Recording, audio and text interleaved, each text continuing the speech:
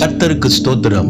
இந்த நாளுக்கான தேவ வார்த்தை ஏசாயா புஸ்தகம் 45 அதிகாரம் 17வது வசனம். நீங்கள் என்றென்றைக்கும் உள்ள சதா காலங்களிலும் வெட்கப்படாமலும் கலங்காமலும் இருப்பீர்கள். இந்த நாளின் தேவ வார்த்தையின்படி ஆண்டவராகிய இயேசு நீங்கள் வெட்கப்பட்டு போகாதபடிக்கு அவர் உங்களை பாதுகாத்து வழி நடத்துவார். தானியேலை குற்றம் கண்டுபிடிக்கும்படி அவன் மேல் ஒரு முகாந்தரத்தை தேடி ராஜாவினிடத்திலே குற்றப்படுத்தி அவனை சிங்க கெபியிலே போட்டார்கள்.